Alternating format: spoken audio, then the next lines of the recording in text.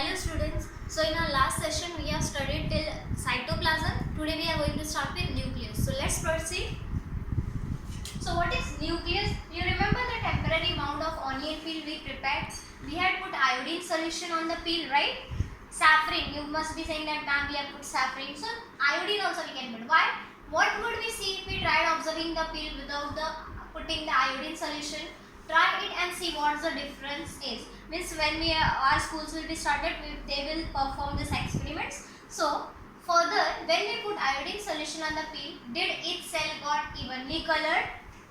So according to the chemical composition, different regions of cells get colored differentially. मतलब क्या होता है, अलग अलग सेल अलग अलग तरह से कलर होते हैं. Some regions appear darker than the other regions. ऐसा होता है कि सारे एक जैसा कलर नहीं आता है, कुछ एकदम डार्क होते हैं, कुछ एकदम लाइट होते हैं.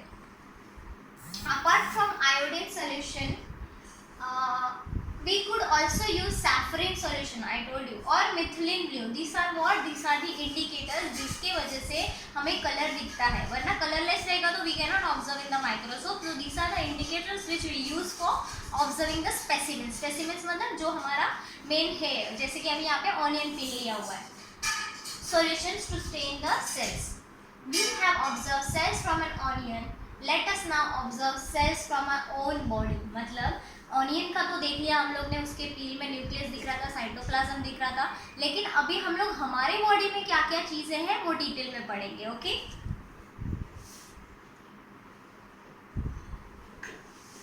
Okay C one more experiment is there. Now your home we cannot do it, but further in schools they will show, but let's discuss it. Let us take a glass slide with a drop of water on it using an ice cream stick. मतलब एक ice cream spoon टिक रहता है, उसको gently means ये चिक है, इसकी यहाँ पे ऐसे रब करके उसको उसमें स्किन का ये आ जाता है, तो वो हम लोग नीडल से ट्रांसफर करेंगे ग्लास स्लाइड पे. To colour the material we can put a drop of what? Methylene blue solution on it. Now the material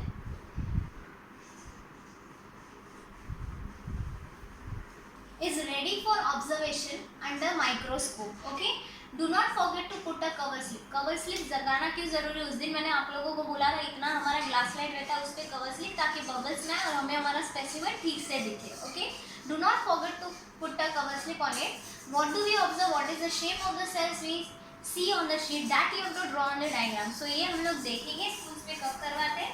okay, Was there a darkly colored spherical or oval dot-like structure near the center of each cell?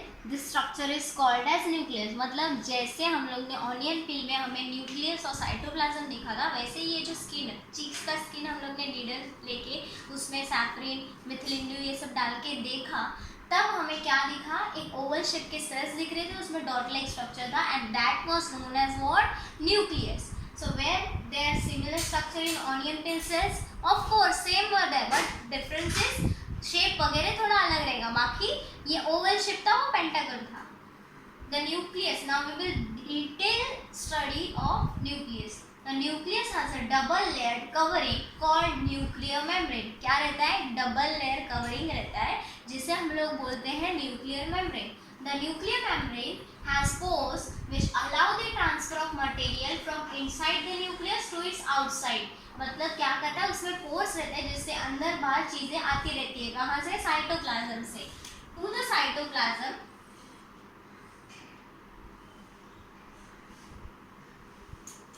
which we have studied in our first section. So the nucleus contains chromosomes. क्या रहता है? Chromosomes. So students, you know what is chromosomes? Nucleus के अंदर thread like structures present रहते हैं, जिसे chromosomes बोलते हैं. एक रिच नेटवर्क रहता है थ्रेड लाइक स्ट्रक्चर्स का, and that contains genes and DNA. DNA रहता है और उसमें जीन्स प्रेजेंट रहते हैं, जो हम लोग बोलते हैं हेरिडिटी से, हमारे पेरेंट्स से हम लोग में आता है. तो total in human body how many chromosomes are there? 23 pairs. How much? 23. मतलब कि 46 रहते हैं हर एक के बॉडी में. 23 मदर से आते हैं, 23 फादर से आते हैं. अभी इसमें भी जो 22 पेयर्स है वो सारे होमोलोगस क्रोमोसोम है. होमोलोगस मतलब जो पेयरिंग में रहते हैं वो सेम रहता है, उसमें एक ही टाइप का जीन रहता है, जैसे कि हेयर के लिए, स्किन के लिए. उसके बाद जो एक लास्ट पेयर है जो रहता है वो दोनों डिफरेंट रहता है और उन्हें हेटेरोलोगस क्रोमोसोम बोलते हैं. Okay, students. और ये जो लास्ट वाला क्रोमोसोम है उसे हम लोग सेक्स क्रोमोसोम बोलते हैं, मतलब जिससे डिटेक्ट होता है एक्स एक्स है तो गर्ल रहेगा, एक्स एक्स एक्स वाई रहेगा तो क्या है बॉय है। तो let's study. So chromosomes contain information for inheritance of feature. जैसे अभी मैंने बोला इनहेरिटेंस ऑफ फीचर मतलब ट्रांसफर ऑफ फीचर, जैसे पेरेंट्स से दूसरे जनरेशन में आता है in the form of DNA. What is DNA? Deoxy ribo nucleic acid. अब तुम लोग बोलेंगे डीऑक्सी क्यों बोला जाता है? क्योंकि राइबो शुगर के सेकंड कार्बन पे एक ऑक्सीजन कम होने की वजह से उसे डीऑक्सी राइबो न्यूक्लिक एसिड बोलते हैं। सो न्यूक्लिक एसिड दो टाइप्स के रहते हैं, एक रहता है डीएनए और एक रहता है RNA. Chromosomes are composed of DNA and protein. किससे बने हुए रहते हैं? DNA and protein. DNA molecules contain the information necessary for structuring and organizing cells. किसके लिए? Structuring and organizing cells. Functional segments of DNA are called as gene. मैंने अभी बोला डीएनए में क्या रहते हैं? छोटे सेगमेंट्स रहते हैं जिसे हम लोग क्या बोलते हैं? Gene. This is the important point. In a cell which is not dividing, this DNA is present as a part of what? Chromatin network. वो नेटवर्क रहता है पूरा थ्रेड जैसा। Chromatin material is visible as entangle mass of thread like structure. जैसे अभी मैंने just बोला था, कैसे रहता है? पूरा एंटेंगल रहता है। Whenever the cell is about to divide, the chromatic material get organized into chromosome। मतलब वो पूरा thread like structure जब वो cell divide होने के इस पे रहता है चांस पे, तब क्या होता है? वो फॉर्म होते हैं chromosomes। Okay. The nucleus plays a central role in cellular reproduction। मतलब the process by which a single cell divides and form two new cells। एक सेल से कैसे दो नए सेल्स बनते हैं उसमें बहुत ही इंपॉर्टेंट रोल प्ले करता है न्यूक्लियस। जैसे तुम लोग ने देखा रहेगा अमीबा में रिप्रोडक्शन कैसे होता है असेक्सुअली, तो उसका क्या होता है? पहले न्यूक्लियस डिवाइड होता है, फिर साइटोप्लाज्म डिवाइड होता है। मतलब एक अमीबा में से दो डॉटर सेल्स फॉर्म होते हैं अमीबा के। Okay. It also plays a crucial part along with the environment in determining the way the cell will develop and what form it will exhibit at maturity। Okay, by directing the chemical activities of the cell। मतलब कैसे cell develop होगा, कैसे वो mature होगा और क्या क्या chemical activities होती है सेल में, ये सब के लिए हेल्पफुल है क्या? Nucleus. Okay. Now in some organisms like bacteria, nuclear region of the cell may be poorly defined due to the absence of a nuclear membrane। Bacteria जैसे में न्यूक्लियर मेम्ब्रेन एब्सेंट रहता है, इसकी वजह से न्यूक्लियर रीजन पूरी तरह से डिफाइन नहीं रहता है, वेल डेवलप नहीं रहता है। Such an undefined nuclear region containing only nucleic acid is called a nucleoid। मतलब सिर्फ उसमें न्यूक्लिक एसिड्स रहते हैं, उसे क्या बोलते हैं? न्यूक्लियोइड। और ये ज्यादातर किसमें प्रेजेंट रहता है? बैक्टीरिया जैसे में। Such organisms whose cells lacks a nuclear membrane are called as what? Prokaryotic। Pro means primitive or primary, karyote means carrion means nucleus। Okay, organisms with cells having a nuclear membrane are called as eukaryotes। मतलब यहाँ पे एक बहुत important बात याद रखो, जिसमें nuclear membrane नहीं होता है वैसे ऑर्गेनिजम्स को हमेशा क्या बोलते हैं? प्रोकैरियोटिक। मतलब primary karyon nucleus. Pro means primitive मतलब primary, karyon means karyon that is equal to nucleus. मतलब इक्वल टू मीन्स और न्यूक्लियस है। इसका मतलब जो कोई भी प्रोकैरियोटिक ऑर्गेनिजम्स के बारे में तुम लोग सबसे इंपॉर्टेंट पॉइंट लिखोगे वो ये रहेगा कि क्या? कि उसमें वेल डेवलप न्यूक्लियस नहीं रहता है due to the lack of what? Nuclear membrane. उसी तरह से जो ऑर्गेनिजम्स में सेल्स रहते हैं न्यूक्लियर मेम्ब्रेन के साथ, उसे क्या बोलते हैं? Eukaryotic. You can also mention that they have a true nucleus who eukaryote and who have a false nucleus prokaryotic. So please note down this students. Okay, so now in detail we are going to study about prokaryotic cells। let's see the figure। So see students, this is a prokaryotic cell, it is in cell wall, this is what? nucleoid, ribosomes रहते हैं और plasma membrane रहता है। Okay, nuclear membrane नहीं रहता है। ये diagram please आप लोगों को नोटबुक में ड्रॉ करना है अच्छे से with label diagram. Okay, now let's see. So students, जैसे अभी पहले जस्ट लाइन एक बताया मैंने कि प्रोकैरियोटिक सेल्स में यूकैरियोटिक सेल्स में जैसे सेल ऑर्गेनेल्स प्रेजेंट रहते हैं वो सारे एब्सेंट रहते हैं। इसे अभी डायग्राम में तुम लोग को सिर्फ राइबोसोम दिख रहा था, सेल मेम्ब्रेन दिखा और न्यूक्लियस दिखा, बाकी कुछ माइटोकॉन्ड्रिया, गोल्गी कॉम्प्लेक्स ऐसे कुछ नहीं रहता है। Means cell organelles are also absent which are present in what eukaryotic cells. Many of the functions of such organelles are also performed by poorly organized parts of the cytoplasm. Okay.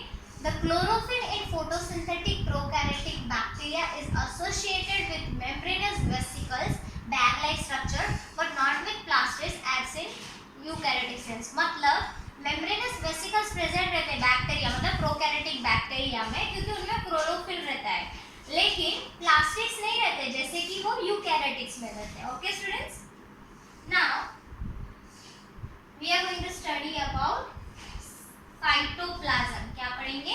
Cytoplasm. So students, we have completed about the nucleus. Nucleus में एक बार मैं वापस revision करवा देती हूँ। क्या क्या देखा था हम लोगों ने? प्रोकैरियोटिक यूकैरियोटिक ऑर्गेनिजम्स के बारे में देखा। प्रोकैरियोट्स में वेल डेवलप नहीं रहता है nucleus because nuclear membrane absent रहता है। यूकैरियोटिक्स में वेल डेवलप न्यूक्लियस रहता है, you can C true nucleus.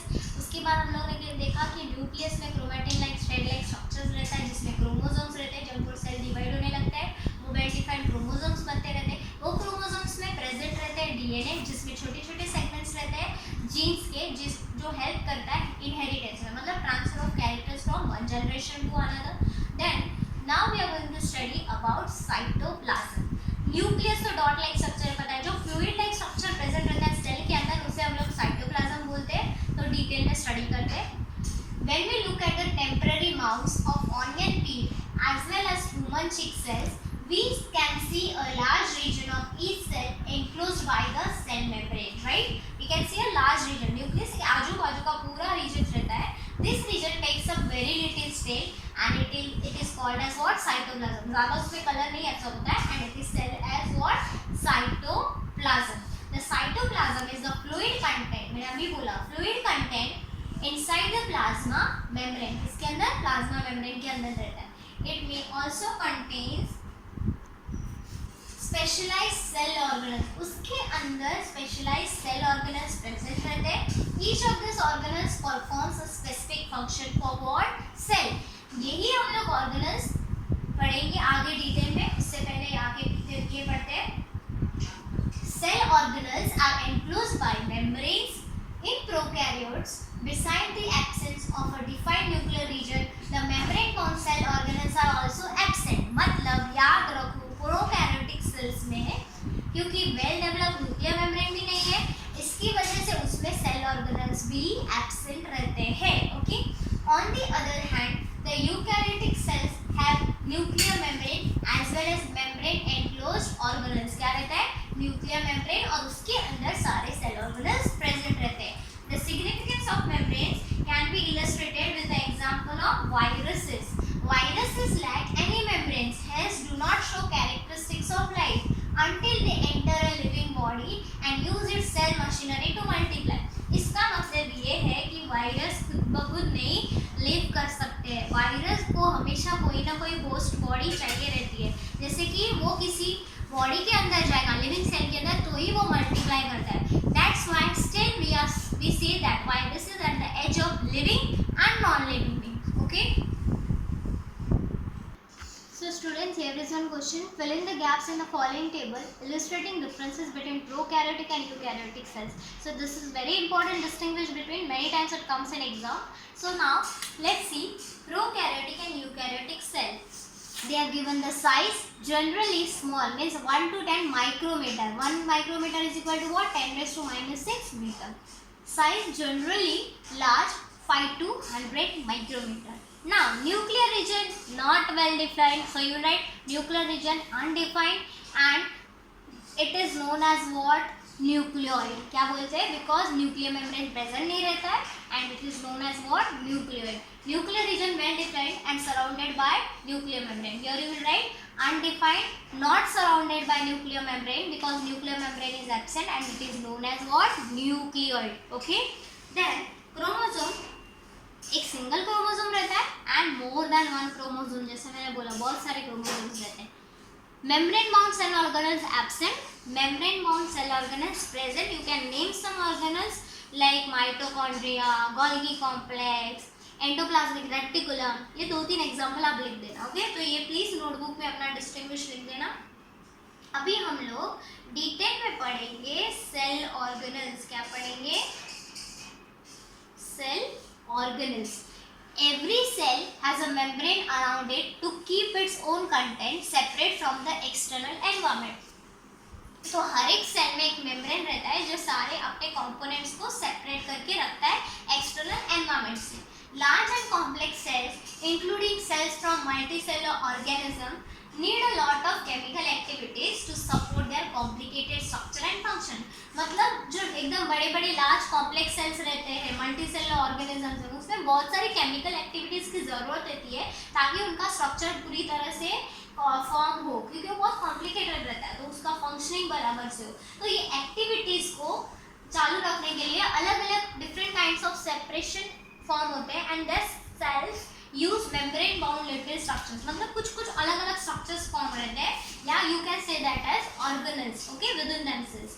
This is one of the features of eukaryotic cells that distinguish them from prokaryotic cells. मतलब ये बहुत बड़ी खासियत है कि इनके पास सेल ऑर्गेनल्स रहते हैं जो प्रोकैरियोटिक्स में नहीं रहते हैं.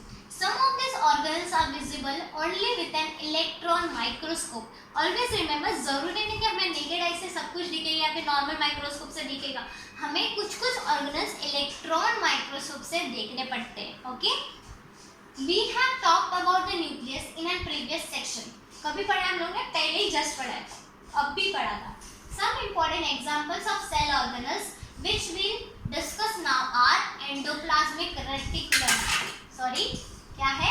Endoplasmic reticulum, Golgi apparatus, lysosomes, mitochondria, plastids and vacuoles. ये हम लोग डिटेल में पढ़ेंगे. They are important because they carry out some very crucial functions in the cell. So students, before studying each organelle in detail, let's discuss this animal cell. तो ये diagram बहुत important है. You have to draw in your notebook. So see, यहाँ पे nucleus है, well developed nucleus, right. Lysosome से, ribosome से, mitochondria दिख रहा है ये वाला, एंडोप्लाज्मिक रेटिकुलम, साइटोप्लाज्म, ये जो फ्लूइड है जिसमें ये सारे एम्बेडेड है, ये है Golgi apparatus. Smooth endoplasmic reticulum, ये न्यूक्लियर एनवलप है, जो न्यूक्लियर मेम्ब्रेन हम लोग बोल रहे थे. प्लाज्मा मेम्ब्रेन है, सेंट्रियोल प्रेजेंट है. तो ये सब डिटेल्स में हम लोग ऑर्गेनल्स पढ़ने वाले हैं. तो first will start with endoplasmic reticulum. क्या पढ़ेंगे? Endoplasmic reticulum. Okay, so first we are going to study is endoplasmic reticulum. It is also known as ER. Okay, the endoplasmic reticulum is a large network of membrane bound tubes and sheets. Okay, it looks like long tubules or round or oblong bags. मतलब vesicles रहते हैं, bags type रहता है.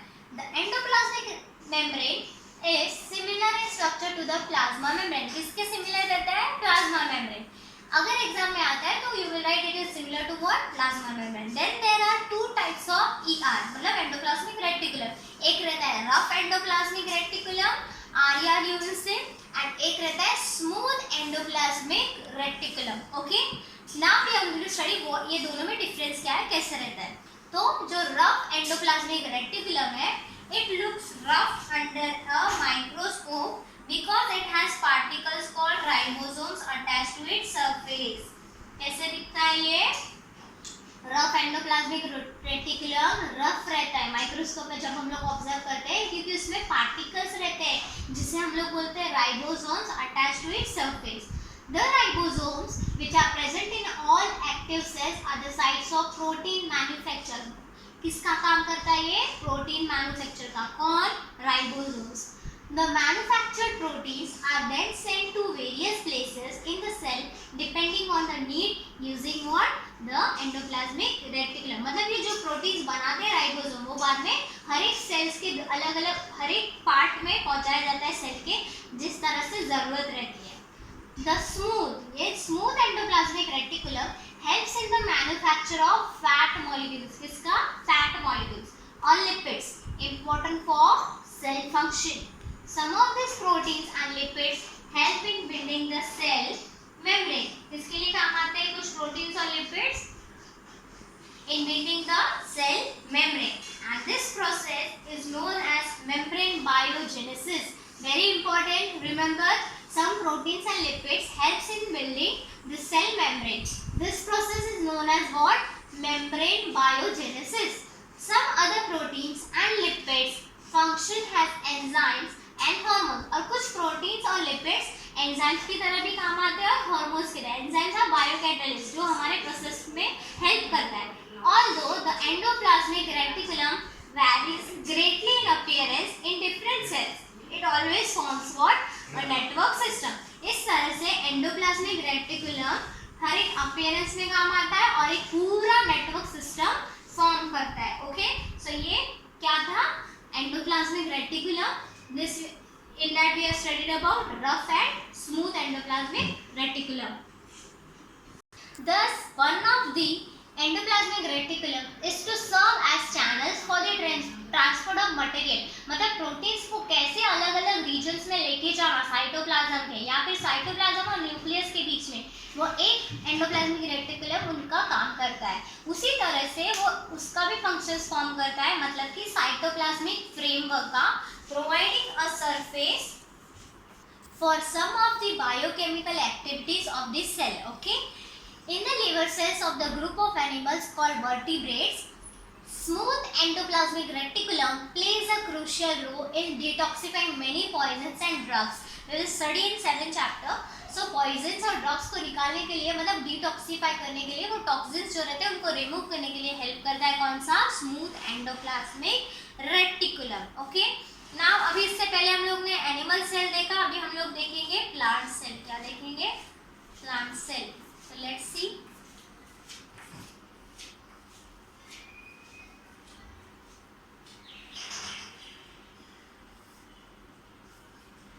So now we are going to study about eukaryotic plant cell. उसमें भी similar रहता है as animal cell, but some things are different.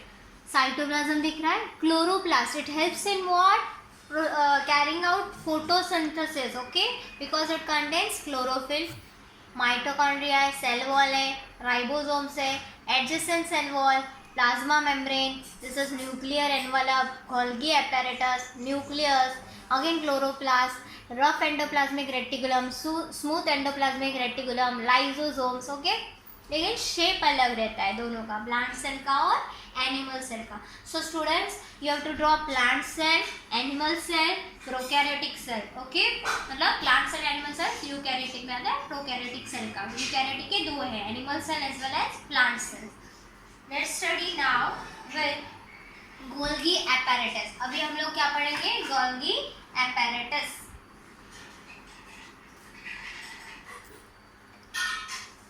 So the Golgi apparatus first described by Camillo Golgi, मतलब एक scientist के नाम के ऊपर से उसका नाम पड़ा है. Consist of a system of membrane bound vesicles. इसमें क्या रहते हैं? Vesicles रहते हैं, arranged approximately parallel to each other in stacks called cisterns. क्या बोलते हैं? Cisterns. Now these membranes often have connection with the membranes of ER, मतलब एंडोप्लाज्मिक रेटिकुलम के साथ इसका कनेक्शंस रहता है. किसका? मेम्ब्रेन्स का. And therefore constitute another portion of the complex cellular membrane system. Okay, now the material synthesized near the endoplasmic reticulum is packaged and dispatched to various targets inside and outside the cell through the Golgi apparatus. मतलब क्या है? Golgi apparatus के help से जो materials endoplasmic reticulum में synthesise होता है वो पैक होके फिर अलग अलग सेल के अंदर, सेल के बाहर, जहाँ जहाँ ज़रूरत है वहाँ पे डिस्पैच होता है. Okay, it's functions include the storage, modification and packaging of products in vesicles. Okay, क्या क्या फंक्शन है? स्टोरेज करना, मॉडिफिकेशन करना और पैकेजिंग करना ऑफ प्रोडक्ट्स इन वेसिकल्स. और in some cases complex sugars may be made from simple sugar in the Golgi apparatus. मतलब complex sugars में से सिंपलर शुगर मतलब ब्रेक डाउन करने का प्रोसेस कहाँ पे होता है? गोल्गी apparatus में. Remember, the Golgi apparatus is also involved in the formation of lysosomes. इसमें लाइसोसोम बनाने में काम आता है. सो लाइसोसोम्स हम लोग आगे पढ़ेंगे, उससे पहले let's see the discovery of Camillo Golgi. So this is the scientist known as what? Camillo Golgi, who was born at Corteno near Brescia in 1843. He studied medicine at the University of Pavia. कहाँ पे पढ़ा था? Pavia. After graduating in 1865, he continued to work in Pavia at the Hospital of Saint Matteo. मतलब उन्होंने फिर hospital में काम किया और उस टाइम पे most of his investigation were concern with the nervous system, मतलब ज्यादातर वो जो सारे इन्वेस्टिगेशंस कर रहे थे वो किससे कंसर्न थे? नर्वस सिस्टम में. In 1872, he accepted the post of chief medical officer at the hospital for the chronically sick at Abrigrasso. He first started his investigation into the nervous system into a little kitchen of this hospital. मतलब kitchen में ही उन्होंने चालू किया ये सारा system, which he has converted into laboratory. मतलब सोचो एक किचन में से पूरा लैब तैयार किया. However, the work of the greatest importance which Golgi carried out was a revolutionary method of staining individual nerve and cell structures. मतलब cell structures of nerve को कैसे use करना है. And this method is referred to as what? Black reaction. इसे क्या बोलते हैं? Black reaction. This method uses a big solution of silver nitrate. तो इसमें क्या यूज किया जाता है? Silver nitrate, and is particularly valuable in tracing the process and most delicate ramifications of cells. कैसे कैसे delicate parts में वो stain आता है. All through his life, he continued to work on these lines, modifying and improving his technique. Golgi received the highest honors and awards in recognition of his work. Okay, he shared the Nobel Prize in 1903 with Santiago Ramon Seckel for their work on the structure of the nervous system. मतलब पूरा nervous system में हर एक nerve cell वगैरह कैसे काम करता है, क्या क्या function है, उन सब में helpful था इनका discovery. Okay. Now we are going to start with lysosomes. So what are lysosomes? They are a kind of waste disposal system. जैसे हम लोग डस्टबिन में सब कुछ रखते हैं वैसे ही ये लाइसोसोम किसका काम करता है? Waste disposal system of the cell. Cell की सारी वेस्ट मटेरियल डिस्पोज करने के लिए काम आता है. Lysosomes helps to keep the clean cell by digesting any foreign material as well as worn out cell organelles. मतलब कोई सेल ऑर्गेनल्स डैमेज हो गया है उसको डाइजेस्ट करना, या फिर बाहर से कोई फॉरेन मटेरियल, मतलब क्या होता है? बाहर से कोई मटेरियल हमारे बॉडी में सेल के अंदर जाता है उसको डाइजेस्ट करने का काम करता है lysosome. Foreign materials entering the cell such as bacteria or food as well as old organelles end up in the lysosomes which break them up into small pieces. मतलब नई एंट्री है, मना है तो वहाँ पे आना नहीं है, वैसा होता है लाइसोसोम्स का. वो छोटे छोटे पीसेस में उनको ब्रेक कर देता है. lysosomes you have to pronounce lysosomes are able to do this because they contain powerful digestive enzymes. क्या रहता है उनमें? ये सब ऐसे ही नहीं करते, उनमें क्या प्रेजेंट रहता है? enzymes capable of breaking down all organic material. Okay, during this disturbance in cellular metabolism, for example when the cell gets damaged, lysosomes may burst and the enzymes digest their own cell. Okay, therefore lysosomes are also known as what? Suicide bags of the cells. मतलब खुद ही suicide कर लेना अपने आप. Structurally, lysosomes are the membrane bound sacs filled with digestive enzymes. क्या रहता है? Digestive enzymes रहता है. And they are made by what? Rough endoplasmic reticulum. So this was the information about what? Lysosomes. So now next we are going to study is about mitochondria. Very important students. So let's start. Mitochondria are known as the powerhouse of the cell. Why they are known as the powerhouse? Because they produce ATP. The energy required for various chemical activities needed for life is released by mitochondria in the form of ATP. जैसे मैंने अभी बोला, अभी ATP क्या है? Adenosine triphosphate. Adenosine is a nitrogen base, उसको 3 phosphate groups attach रहते हैं. That's why it is known as adenosine triphosphate, ATP. ATP is known as the energy currency of the cell. क्या बोला जाता है? ये मोस्ट प्रोबेबली फिलप्स में आता है. ATP is known as what? Energy currency of the cell. The body uses energy stored in ATP for making new chemical compounds and for mechanical work. किसके लिए? बॉडी किसके लिए यूज करती है ATP? नए नए केमिकल कंपाउंड्स फॉर्म करने के लिए और मैकेनिकल वर्क फॉर्म करने के लिए. Mitochondria have two membrane coverings instead of just one. मतलब टू मेम्ब्रेन माउंटेड रहता है. The outer membrane is very porous while the inner membrane is deeply folded. These folds create a large surface area for ATP generating chemical reactions. Okay, ये folds की वजह से क्या मिलता है? ATP generation के लिए surface मिलता है, larger surface. Okay. Now, mitochondria are strange organelles in the sense that they have their own DNA. इनके पास अपने खुद का DNA रहता है और खुद के राइबोसोम्स रहते हैं. Therefore, mitochondria are able to make some of their own proteins. Very very important. पहले बोलोगे power house of the cell है, फिर बोलोगे they produce energy in the form of ATP. और ये दो मेम्ब्रेन बाउंड रहता है. आउटर मेम्ब्रेन पोरस रहता है, इनर मेम्ब्रेन फोल्डेड रहता है. वो फोल्डेड एरिया की वजह से ATP जनरेशन होता है. उसी तरह से उनके पास अपने खुद के DNA और राइबोसोम्स रहते हैं, जिसकी वजह से वो अपने प्रोटीन्स खुद बना लेते हैं. Okay student, so today's lecture till now we have completed till mitochondria. Next organelles we will study in next lecture. So thank you everybody. Please stay home, stay